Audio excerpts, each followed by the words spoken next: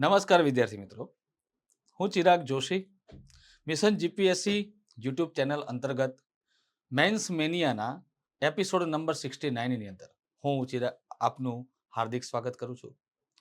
મિત્રો, વેબ સંકુલ સંસ્થા દ્વારા ઘણા સમયથી આ એપિસોડ મતલબ કે 69 એપિસોડ આવી ગયો. દરેક વિષયના જે પીવાયક્યુ છે, લાસ્ટ ટાઈમ જે પૂછાયેલા પ્રશ્નો હોય જીપીએસસી યુપીએસસીમાં, તો એને આપણે સોલ્વ કરાવીએ છીએ. સોલ્વ કરાવવાથી ફાયદો શું થાય છે? માનો કે તમે કોઈ પહેલી વાર મેન્સ એક્ઝામ આપવાના હોય, તો એ મેન્સ એક્ઝામમાં આપણે જવાબ કેવી રીતે લખવો જોઈએ, કેવી રીતે આપણે પોઈન્ટને કે મુદ્દાને તારવવા જોઈએ, અને એ મુદ્દાને તારવ્યા પછી આપણે એની અંદર ડિટેલ્સ કેવી રીતે લખવી જોઈએ, બરાબર? આ અંતર્ગત આપણે તમામ બધી વિગતોની વાત આપણે કરવાના છીએ. જો મિત્રો આપ સૌ ઘરે બેસીને તૈયારી કરતા હોય તો તમને આ વિડીયો જે છે એ ઘણો કહેવાય છે કે લાભદાયી રહેનાર છે. અધરવાઇઝ જો તમે તૈયારી કરવા ઈચ્છો છો તો તમે વેબ સંકુલ ગાંધીનગર ખાતે આવી અને રૂબરૂ મુલાકાત લઈ શકો છો. એની જે પણ ડિસ્કસ છે, તમારે જે પણ પૂછવું કરવું છે, બરાબર, એ તમામ ઇન્ક્વાયરી લઈ શકો છો. ઘણા આપણે કોલ સેન્ટર નંબર પણ છે આપણા, બરાબર, વેબ સંકુલના. તો ત્યાં પણ તમે ફોન કરી અને તમામ માહિતી મેળવી શકો છો. મેન્સ એટલે એક એવો વિષય કહી શકાય, એટલે કે મેન્સની અંદર આપણે કેવા વિષયની અંદર કેવી રીતે વિચારવું જોઈએ. ખાસ તમારા વિચારો, તમારા જેટલા પણ પ્રકૃતિ, તમારું નેચર જે છે એ એની અંદર પ્રતિપાદિત થવાનું છે, એટલે કે રજૂ થવાનું છે. હું અહીંયાથી કે કોઈ પણ વિદ્યાર્થી કે કોઈ પણ ફેકલ્ટી, તમે જે પણ તૈયારી કરો છો, બરાબર, અથવા તો તમને ફેકલ્ટી દ્વારા અહીંયા જે પણ માર્ગદર્શન મળે છે, તો એવું નથી કે હું જે વિચારું છું એ જ વિચાર તમારા મગજમાં ચાલતો હોય. તો એવી આશા હું તમારી પાસે રાખું છું કે માનો કે આજે પલ્લવકાલીન કલા અને સાહિત્યને લઈને કંઈક પ્રશ્ન હું લઈને આવ્યો છું. મતલબ કે પલ્લવ શાસકોના સમયની કંઈક સાહિત્ય અને કળાની વાત થવાની છે. નો ડાઉટ કે એનો પીવાયક્યુ કયો છે એ પણ હું તમને ચર્ચા કરી લઈશ. પણ આપણે આ શું છે કે પીવાયક્યુ ક્વેશ્ચન સિરીઝ, એટલે કે પ્રીવિયસ યર ક્વેશ્ચન, પાછળના વર્ષોમાં અત્યાર સુધી જે જીપીએસસી દ્વારા એક્ઝામ લેવાઈ છે, ખાસ આપણે જીપીએસસીનો વધારે ફોકસ રાખીએ છીએ. તેમ છતાંય ઘણીવાર આપણે યુપીએસસીનો પણ ક્વેશ્ચન લાઈને તમને બતાવીએ છીએ, કેમ કે એક પ્રશ્ન પહેલા પૂછાઈ ચૂક્યો હોય છે. તો એ જ રીતે એ પદ્ધતિથી તમને શીખવાડીએ છીએ કે કેમ ઘણીવાર એવું પણ થયું છે કે યુપીએસસીમાં જે પ્રશ્ન પૂછાયો હશે, બેઠો ને બેઠો એ જ પ્રશ્ન જીપીએસસીમાં પૂછાયેલો હોય છે. મેં મેન્સ મેનિયા અંતર્ગત એક એવો સંગીતને લઈને એક પ્રશ્ન મેં પૂછ્યો હતો, ને એ બેઠો ને બેઠો યુપીએસસીનો 2009નો પ્રશ્ન 2019-20માં પૂછાયેલો છે. તો આટલું બધું આપણને તફાવત ને આટલું બધું આપણને ખબર પડે છે, આટલી સમજણ પણ અહીંયા પાડવામાં આવે છે કે અહીંયા શીખવનાર વ્યક્તિ તમને એ જ શીખવે છે કે તમે તમારા વિચારોને કેવી રીતે રજૂ કરી શકો, રાઈટ? તો આ મેન્સ મેનિયાની આ 69 સિરીઝ એપિસોડ, બરાબર, એપિસોડ ચાલુ જ રહેવાના છે, કન્ટિન્યુ રહેવાના છે, કે આપ સૌનો પ્રતિસાદ છે, કોમેન્ટ પણ અમે જોઈએ કે સાહેબ ગમે તેમ કરીને આ એપિસોડ અમારો ચાલુ રાખજો. મેન્સ મેનિયા અંતર્ગત અમને ઘણું બધું નવું શીખવા મળ્યું. ઘણી વખત એવું પણ મળે કે કોઈ પલ્લવકાલીન સાહિત્ય અને કલાને લઈને હું પ્રશ્ન લઈને આવ્યો હોય અને ઘણા હું મુદ્દા અહીંયા મૂકતો હોઉં, તો કદાચ તમને એવું પણ લાગે કે આમાંથી સાહેબ 2-3 મુદ્દા અમને આવડતા હતા, બાકીના કંઈક નવા પણ જોવા મળ્યા. તો કંઈક નવા કીવર્ડ્સ પણ તમને જોવા મળે છે, અને એ કીવર્ડ્સમાંથી આપણે વિશ્લેષણ કેવી રીતે કરવું જોઈએ. જ્યારે મોટે ભાગે તમે એક્ઝામ આપતા હો છો મેન્સમાં, તો મેન્સ એક્ઝામમાં હંમેશા પ્રશ્નને શાંતિથી વિચારવું પડે. 5 મિનિટ લઈ લો, સમજો, અને પછી એના વિશે તમે વિચારો મગજમાં, ઘણું બધું વિચાર કરો. હવે એમાં 10-15 જે પણ મુદ્દાઓ આવે છે સાઈડમાં લખો રફમાં, અને પછી એમાંથી તમારે કયા જોઈએ છે એ સૌથી મજબૂત અને ધારદાર નમૂના હોય એને લઈ લો, અને એના વિશે હવે પ્રસ્તાવનાથી લઈને કન્ક્લુઝન સુધી ક્રમશઃ એને ક્રમબદ્ધ લખશો તો વધારે સારું રહેશે, બરાબર? આમથી આમ થાય તો શું છે કે થોડા માર્ક્સ આપણા કપાવવાની સંભાવના વધી જાય છે. સારો સ્કોર કરવા માટે એને ક્રમશઃ ગોઠવી દો, તો દેખનાર, તપાસનારને ખબર પડી જાય કે જે ઇતિહાસથી લઈને વર્તમાન સુધી વ્યક્તિએ કન્ક્લુઝન આપ્યું છે એ યોગ્ય છે, અને આ વ્યક્તિને મારે 10માંથી 7 કે 6 કે જે પણ એને માર્ક્સ આપવા છે આપશે. સારામાં સારો સ્કોર 5 ઉપરનો સારો જ કહેવાય, બરાબર? હવે તો આજનો આપણે વિષય છે, તો અહીંયા વિષયની અંદર ખાસ કરીને હું વાત કરી લઈશ કે કળા અને સંસ્કૃતિને લઈને, એટલે કે કલ્ચર, આર્ટ એન્ડ કલ્ચરનો આ વિષય છે.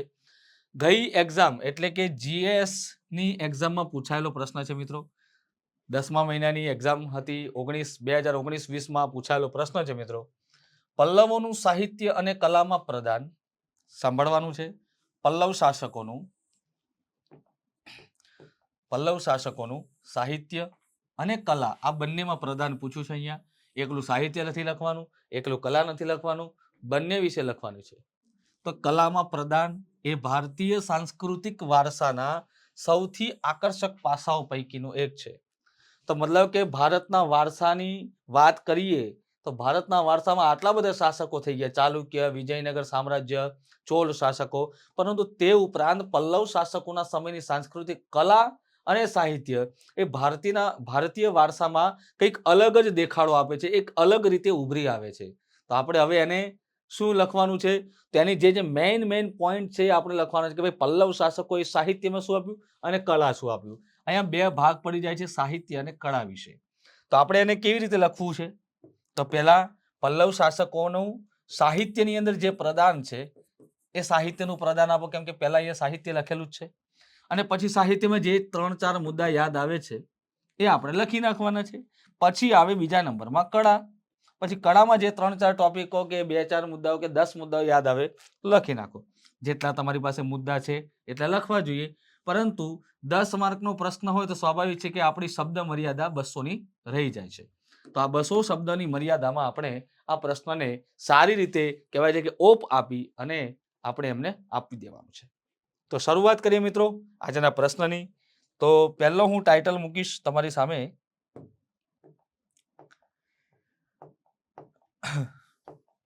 પહેલું આવે છે મિત્રો સાહિત્ય. હવે આ સાહિત્યની અંદર આપણે સાહિત્યની બાબતો કે ભાઈ પલ્લવોના સમયની અંદર સાહિત્યમાં એમની રૂપરેખા શું હતી, સાહિત્યમાં એમનું શું યોગદાન રહ્યું છે, વગેરે વગેરે તમામ માહિતી આપણે લખવાની રહેશે. બરાબર. તો ખાસ કરીને પલ્લવોને એવું પણ કહેવાય છે કે સાહિત્ય નંબર 1 આવે છે કે સાહિત્ય અને સાથે સાથે સાહિત્ય તો ખરું પરંતુ કવિતા પણ હતા કે સાહિત્ય અને કવિતા ના કલાકારો ના તેઓ આશ્રયદાતા બન્યા છે. શું બન્યા? આશ્રયદાતા. હવે સાહિત્ય અને કવિતા બંનેની સાથે વાત કરી છે. અહીંયા સાહિત્ય અને કવિતા બંનેની એમણે વાત કરી છે. રાઈટ.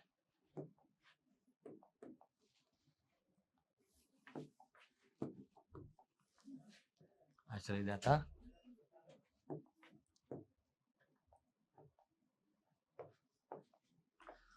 અહીંયા વાત કરી છે સાહિત્ય. તો સાહિત્ય અને કવિતાના કલાકારોના આશ્રયદાતા. પલ્લવ શાસકોના સમયમાં જે કહેવાય છે કે અલગ અલગ સ્થાનોમાં વિખરાયેલા જે પણ સાહિત્યકારો અને કવિઓ હતા એ કવિઓને તેમણે શું કર્યું? પોતે સંરક્ષણ આપ્યું. અને એ સંરક્ષણ હેઠળ તેમણે સાહિત્ય અને કવિતાને પોતાના શાસનની સંરક્ષણ હેઠળ એક ચરમસીમા ઉપર પહોંચાડ્યું. એક એમણે જે સીમા હતી એ ચરમસીમા એમણે પહોંચાડ્યું. એટલે કે આપણે રેટ જઈએ ને જેમ રેપો રેટ વધતો જાય તેમ આપણે કહી શકીએ કે ભાઈ આ સીમાઓ એટલે કે આ શાસકોના સમયમાં સાહિત્ય અને કવિતા એટલે કે કવિઓ અને સાહિત્યકારો બંને પોતાના કહેવાય છે કે આશ્રયદાતા એટલે કે સંરક્ષણ હેઠળ તેઓ પોતાના એક મહત્વના સંરક્ષણ રાજા એટલે કે પલ્લવ શાસકોના સમયમાં તેઓ ચરમસીમા પર પહોંચ્યા. સાહિત્યને તમિલ અને સંસ્કૃત વગેરે વગેરે અલગ અલગ એમણે ભાષાઓમાં એમણે સાહિત્યો લખ્યા છે. રાઈટ. ચાલો ત્યાર પછી વાત કરીએ બીજા નંબરની અંદર આપણે કીવર્ડ્સ લઈશું. બીજા નંબરમાં આવે છે કે તમને ખબર છે કે પલ્લવ શાસકોમાં સૌથી મહત્વના રાજાઓ કોણ હતા? તો કે ભાઈ મહેન્દ્રવર્મન પ્રથમ અને નરસિંહવર્મન પ્રથમ. આ બંનેના સમયની અંદર વાત કરીએ તો મહેન્દ્રવર્મન પ્રથમની નંબર 2. ઓકે. તો મહેન્દ્રવર્મનના સમયમાં એક ગ્રંથ લખાયેલો છે મિત્રો, તમને કદાચ ખ્યાલ હશે. ઓકે. તો મહેન્દ્રવર્મનનું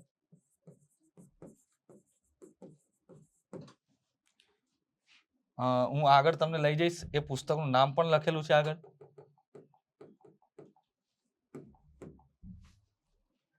મતવિલાસ પ્રહસનમ. સેકન્ડ નંબરનો આપણો ટોપિક આવે છે. જો અહીંયા લખેલું જ છે, તમારે નામ જોવું હોય તો કે શ્રી મહેન્દ્ર વિક્રમ વર્મ વિરચિતમ. બરાબર. તો વિરચિતમ શબ્દ ખબર પડી જાય કે આ સંસ્કૃત ગ્રંથ છે. નંબર 2 કીવર્ડ્સ આવે છે મહેન્દ્રવર્મનનું. તો મહેન્દ્રવર્મનનું આખું નામ તમને ખબર પડી ગયું કે શ્રી મહેન્દ્ર વિક્રમ વર્મ વિરચિતમ મત્ત વિલાસ પ્રહસનમ. તો મહેન્દ્ર વર્મનનું મત્ત વિલાસ પ્રહસન. પ્રહસનનો અર્થ થાય છે એક પ્રકારનું વ્યંગ્યાત્મક નાટક. બરાબર, પ્રહસન આ એક પ્રકારનું શું હતું? વ્યંગ્યાત્મક નાટક. વ્યંગાત્મક નાટક. તેમણે વ્યંગ સ્વભાવની અંદર આ લખેલું છે અને એનો પ્રશ્ન એકવાર કોણ બનેગા કરોડપતિમાં પણ પૂછાઈ ગયેલો છે. કોણ બનેગા કરોડપતિમાં આ પ્રશ્ન પૂછાયો હતો મિત્રો, લગભગ 50 લાખ ઉપરની કંઈક અથવા અરાઉન્ડ પ્રાઇઝનો આ પ્રશ્ન હતો. શું પ્રશ્ન છે તો જસ્ટ સાંભળો કે which of these kings authored the play Mattavilasa Prahasana, the delight of the drunkards, a farce in Sanskrit. એટલે કે સંસ્કૃત ભાષામાં લખાયેલો છે, પરંતુ કોનો છે તો અહીંયા લખે ગોપાલા એક, મહેન્દ્ર વર્મન એક, રાજા ચોલ એક, કે પછી નાગભટ્ટ પ્રથમ. એટલે આ કવિઓના નામ લખેલા છે. આપણને ખબર છે કે બી આન્સર આવે, મહેન્દ્ર વર્મન પ્રથમ. બરાબર, મહેન્દ્ર વર્મન પ્રથમ. હવે અહીંયા તમે જોવો છો કે આ નામ નથી જોયું કે ભાઈ વ્યાખ્યાનકાર કોણ છે, કે ભાઈ શ્રી કપિલ દેવગીરી. કપિલ દેવગીરી એક સાહિત્યાચાર્ય છે હિન્દી સાહિત્યના, જેમણે આમાંથી કહેવાય છે કે વ્યાખ્યાન એટલે કે સંસ્કૃતનું એમણે હિન્દીમાં અનુવાદ કરેલું છે. તો આ મહેન્દ્ર વર્મન પોતે પણ કહેવાય છે કે સાહિત્યનો રસિક હતો. અને આવું એવું લખી શકો કે પલ્લવ શાસકોમાં મહેન્દ્ર વર્મન પ્રથમ પોતે સાહિત્ય રસિક હોવાથી તેમણે પોતે પણ સંસ્કૃત ભાષાની અંદર, કઈ ભાષાની અંદર? સંસ્કૃત ભાષાની અંદર મત્ત વિલાસ પ્રહસનમ નામનું એક ગ્રંથ, નાટક લખેલું છે. રાઈટ. તો આ આપણને એક મુદ્દો મળી જાય છે, એક આપણને પ્રૂફ મળી જાય છે કે ભાઈ સાહિત્ય એમના સમયમાં કેવી રીતે ઉચ્ચ શિખર ઉપર પહોંચ્યું હોય.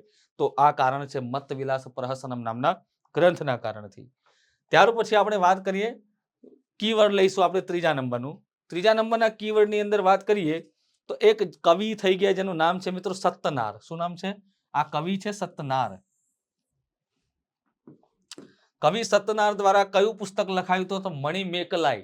કદાચ નામ સાંભળ્યું હશે. બરાબર છે, મણિમેકલાઈ એક શિલપ્પાદિકારમ આવે છે ઇલંગો આદિકલનું. બરાબર, આ જ સમયમાં ઇલંગો આદિકલ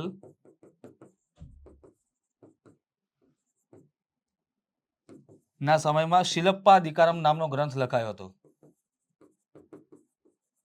બરાબર, અને શિલપ્પાદિકારમ ગ્રંથની સાથે સાથે આ મણિમેકલાઈ ગ્રંથ પણ લખાયેલો છે. તો કોણ છે આ કવિ? તો એ કવિનું નામ છે મિત્રો કવિ સત્તનાર. ઓકે, કવિ પણ છે અને તમે ભગવો વસ્ત્ર પહેરેલો દેખાવ છો તો તમને દેખાય છે કે અહીંયા કવિની સાથે સાથે તેઓ સંત પણ છે. અને હા, એ નરસિંહ વર્મનના સમયની અંદર એમણે આ ગ્રંથ લખેલો છે. તો ત્રીજા નંબરનો આપણો કીવર્ડ આવવો જોઈએ કવિ સત્તનાર દ્વારા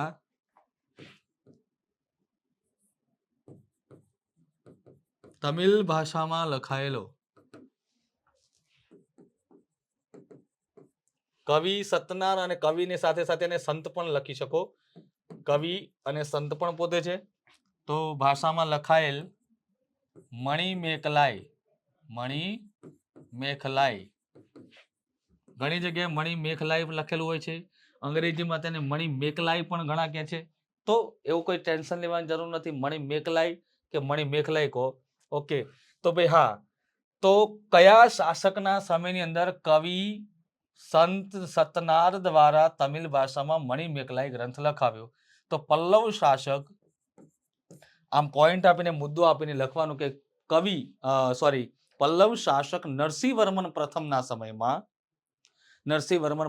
સમયમાં તેમના દ્વારા પ્રોત્સાહિત કવિ સંત એવા સત્તનાર દ્વારા તમિલ ભાષાની અંદર સુંદર મજાનો મણિમેકલાઈ નામનો ગ્રંથ પણ લખાયો છે, જે એવું કહી બતાવે છે કે પલ્લવ શાસકોના સમયમાં તમિલ તો ખરી જ, તમિલની સાથે સાથે સંસ્કૃત ભાષાનું સાહિત્ય પણ પોતાની સીમાઓ ઓળંગી ગયું હતું આ સમયની અંદર. ઓકે, આ કયો સમયગાળો હશે તો કે 3જી થી 6ઠી સદી સુધીનો સમયગાળો.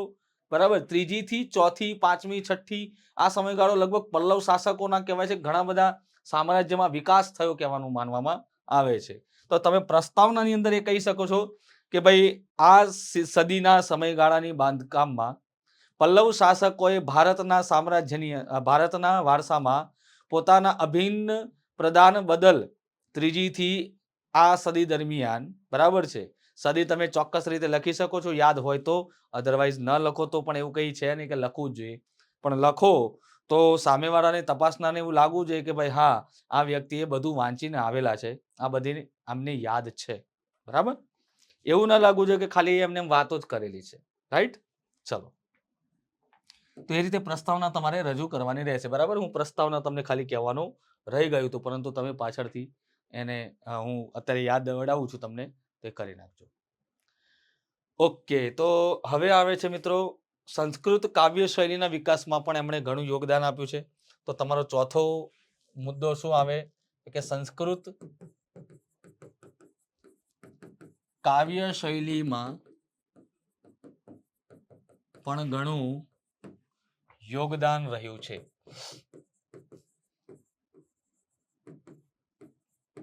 સંસ્કૃત કાવ્ય શૈલીમાં પણ તેમનું ઘણું યોગદાન રહ્યું છે. સાહિત્યમાં તો છે જ, જેમ કે આપણે જોયું તેમ મહેન્દ્ર વર્મન પોતે સંસ્કૃતમાં જો લખતા હોય તો સ્વાભાવિક છે કે સંસ્કૃતમાં તેમનું યોગદાન અને નરસિંહ વર્મનનું શેમાં યોગદાન છે? તમિલ ભાષા, એટલે કે પ્રોપર સ્થાનિક ભાષાની અંદર. તમિલનાડુમાં ઘણી એવી કળાઓ આવશે, હજી તો આપણે સાહિત્યમાં જ છીએ. સાહિત્યની બીજી એક, હવે છેલ્લો એક મુદ્દો તમને બતાવી દઉં છું.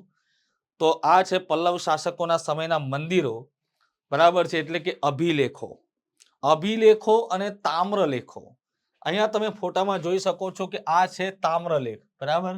તમે અહીંયા અભિલેખ જોઈ રહ્યા છો, એ અભિલેખ તમિલ ભાષામાં છે, સ્થાનિક ભાષામાં. જ્યારે તમે અહીંયા જે તામ્રપત્ર જોઈ રહ્યા છો એ સંસ્કૃતમાં છે. આ સંસ્કૃતમાં જોઈ રહ્યા છો, અને આખી જે તમને બતાવી રહ્યું છું હું, બરાબર, દેખાઈ રહ્યું છે, એ તમામ વસ્તુ, આ તમામ જે વસ્તુ છે તમને અહીંયા દેખાઈ રહેલા પથ્થરો ઉપરની કલાકૃતિ, આ તમિલ ભાષાની અંદર લખાયેલું છે. તમિલ ભાષામાં કોતરાયેલો આખો અભિલેખ છે. અભિલેખનો મતલબ એ થાય છે કે કોઈ દિવાલ ઉપર લખેલો હોય એને અભિલેખ કહેવાય, કોઈ થાંભલા ઉપર લખેલો હોય તેને સ્તંભલેખ કહેવાય, કોઈ પત્ર ઉપર લખેલો છે તો તામ્રપત્ર કહેવાય, કારણ કે એ વખતે સ્ટીલ પત્ર કે પિત્તળ પત્ર આવતા નહોતા, બરાબર.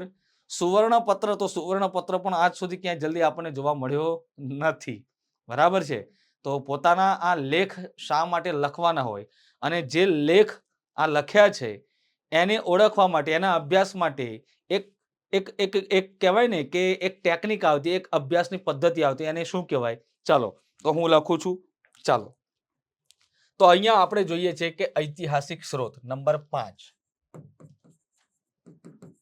પલ્લવ શાસકોનો ઐતિહાસિક સ્ત્રોત પણ મળે છે, એટલે કે સંદર્ભ પણ મળે છે. તો સંદર્ભો શેના માટે હતા?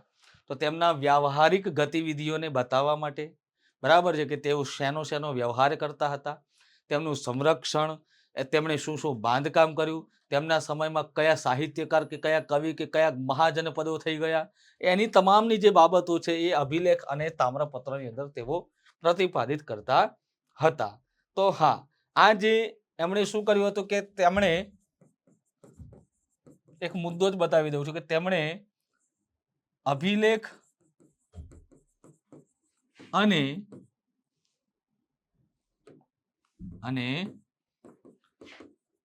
તામ્રલેખોનો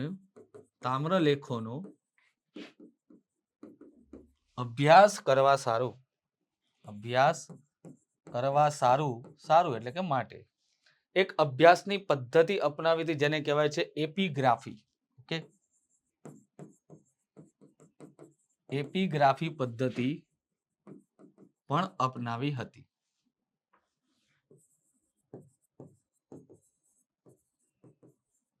ક્લિયર? તો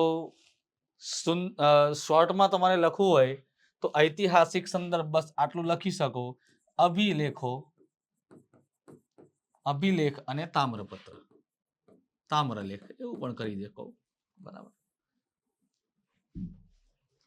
એ સમયમાં આ પથ્થરોને જે કાપીને બનાવવામાં આવેલી જે શિલાઓ છે એની ઉપર આ રીતે કોતરીને લખવું એ જબરજસ્ત કુશળતાનું એક પરિણામ અને કુશળતાનું એક જીવતું અને જીવંત જાગતું ઉદાહરણ પણ આપણે એને કહી શકીએ છીએ મિત્રો.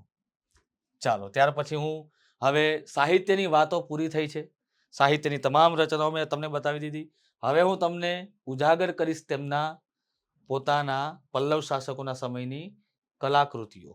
તો હવે જઈએ છીએ આપણે મિત્રો કલાકૃતિઓ. જોઈ શકો છો મિત્રો કે મહાબલીપુરમ, અને બધાને ખબર છે કે ભાઈ મહાબલીપુરમ એટલે કે યુનેસ્કોની વર્લ્ડ હેરિટેજની યાદીમાં સમાવિષ્ટ આપણા ભારતનું જબરદસ્ત કહેવાય છે કે ધરોહર કહી શકાય. એક આખી કહેવાય છે કે પથ્થરની જે શિલા છે, પહાડ છે, તેની ઉપર કહેવાય છે કે આ હાથી સુંદર મજાના કોતર્યા છે, વાનર પણ કોતરેલા તમને દેખાય છે, અલગ અલગ મૂર્તિઓ તમને એક પથ્થરમાંથી કોતરેલી આ દેખાય છે. આ છે મિત્રો પલ્લવ શાસકોનું બેનમૂન ઉદાહરણ.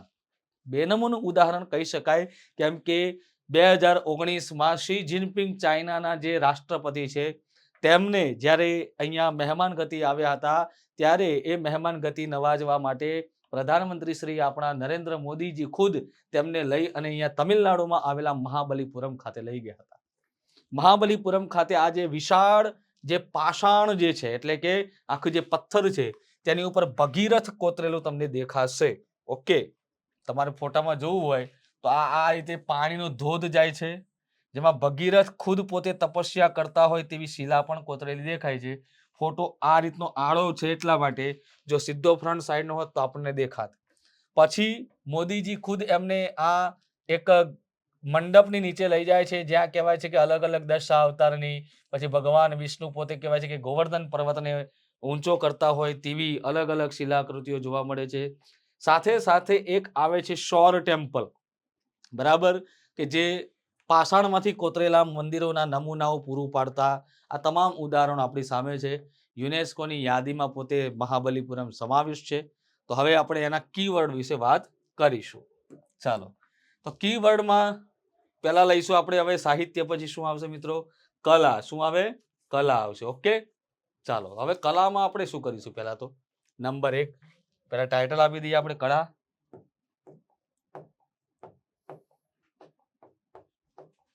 ઓકે, તો નંબર 1 આપી દીધો આપણે હવે કળા. હવે કલાની અંદર આપણે અલગ અલગ ટોપિકો તારવીશું, મુદ્દાઓને લખીશું અને મુદ્દાઓ વિશે સમજવાની થોડી કોશિશ પણ કરીશું. કીવર્ડ નંબર 1, તો હા, રોક કટ. રોક કટ એટલે કે પથ્થરની શિલા, બરાબર, અથવા તો પથ્થરને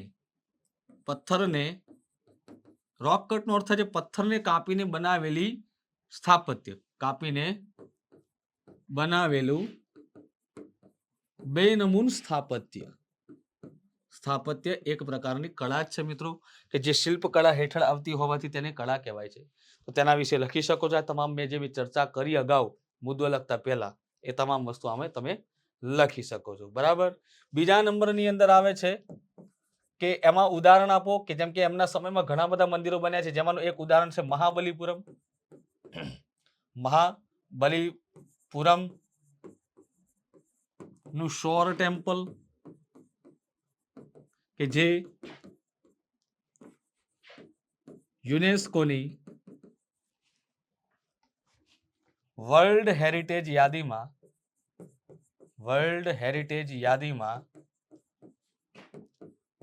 સમાવિષ્ટ છે. વર્લ્ડ હેરિટેજ યાદીમાં તે પોતે સમાવિષ્ટ પણ છે. ત્યારબાદ નંબર 3માં આપણે કીવર્ડ આપીશું. ઓકે, કે ભાઈ આ જે પલ્લવ શાસકોના સમયની જે એટલી પણ સ્થાપત્ય કળા, સાહિત્ય છે તેનાથી કયા શાસકો પ્રભાવિત થયા હતા, તો તે પણ આપો કે જેમ કે પલ્લવ વંશોની કળાથી પ્રભાવિત થયેલા કેટલાક રાજવંશો. પછી જેમ કે એવું તમે લખી શકો કે ભાઈ જેમ કે કયા, તો જેમ કે ચોલ, પાંડ્ય અને વિજયનગર. જેમ કે ચોલ, પાંડ્ય શાસકો અને વિજયનગર. તો અહીંયા શોર્ટમાં આપણે લખવાનું વિજયનગર, પછી લખવાનું ચોલ શાસકો, પાંડ્ય શાસકો, વિજયનગર શાસકો, અથવા તો શોર્ટમાં લખવું હોય તો ચોલ, પાંડ્ય તેમજ વિજયનગર શાસકોએ પણ તેમની પ્રેરણાથી પ્રભાવિત થઈ અથવા તો તેમની સ્થાપત્ય કળાથી પ્રભાવિત થઈ અને પોતાની દ્રવિડિયન શૈલી અથવા તો જે આપણે અગાઉ પણ જે શીખ્યા હતા, બરાબર છે, અલગ અલગ શાસકોની પ્રેરણા લઈ અને વિજયનગર સામ્રાજ્યએ પોતાની દ્રવિડિયન શૈલીનો ગોપુરમ લીધો હોય, બરાબર છે, બીજી કોઈ શૈલી ચોલ શૈલીઓના શાસકોનું કોઈ શિખરના વિમાનો લીધા હોય, પછી પાંડ્ય શાસકોનું આખું શિખર લીધું હોય, તો આવી બધી પ્રેરણાઓ એમણે આમાંથી પણ લીધેલી છે. જેમ કે તમે સૌર ટેમ્પલનું જે શિખર જોઈ રહ્યા છો, એવું ને એવું શિખર તમને પાંડ્ય શાસકોના મંદિરોના શિખરમાં જોવા મળશે, બરાબર. તો આ વસ્તુ જોવા મળે છે. મંદિરની દિવાલો પર જે અલગ અલગ શિલ્પકૃતિઓ જોવા મળે છે, એ શિલ્પકૃતિઓ તમને ચોલ શાસકોના જેટલા પણ મંદિરો છે એમાં જોવા મળે છે. જેમ કે ચોલ રાજા રાજા પ્રથમના જે મંદિરો છે, બરાબર, કયું તો કે ભાઈ આપણું બૃહદેશ્વર મંદિર. તો એ મંદિરની તમામ જેટલી પણ દિવાલો છે, દિવાલો ઉપર જેટલી પણ શિલ્પકૃતિઓ જોવા મળે છે, એ અહીંથી જ પ્રેરણા લીધેલી છે, મહાબલીપુરમથી. ક્લિયર? તો અહીંયા 3 પોઈન્ટ થયા. ચલો હજી એક કીવર્ડ તમને આપી દઉં છું. તો હવે આપણે છેલ્લે શું લખવાનું? તો હા, તો અલગ અલગ આપણે જોયું કે ચોલ પાંડ્ય શાસકોની, બરાબર છે, પછી વિજયનગર શાસકોએ અહીંયા પ્રભાવિત થઈ અને અહીંયા આપણને શું જોવા મળ્યું આ અલગ અલગ બધી મૂર્તિઓ ઉપરથી? તો આ મૂર્તિઓ એક પૌરાણિક કથા દર્શાવે છે. તો નંબર 4 માં આવશે અહીંયા કળામાં કે શિલ્પની ઉભરી આવેલી શિલ્પ કલાકૃતિઓ અથવા તમે એવું પણ લખી શકો કે ઉભરી આવેલી એની જગ્યાએ કોઈ બીજો શબ્દ વાપરવાનો છે, તો પથ્થરમાંથી કોતરેલી ચપટીવાળી શિલ્પ મૂર્તિઓ કે જે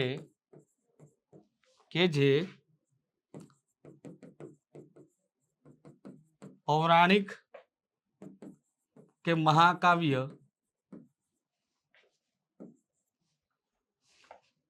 ની કથાને રજૂ કરે છે.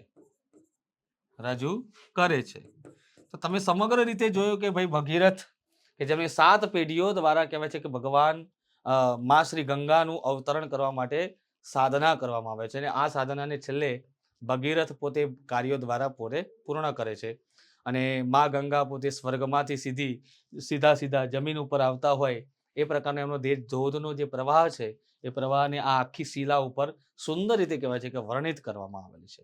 તો આ રીતે તમારે ખાસ ધ્યાન રાખવાનું છે. પછી આપણે કહી શકીએ કે કન્ક્લુઝન શું આપવું જોઈએ? તો કે છેલ્લે આપણે એવું કહી શકીએ કે ભાઈ ટૂંકમાં આવું આપણે કન્ક્લુઝન આપી શકીએ છીએ, બરાબર, એટલે કે સાર છેલ્લો.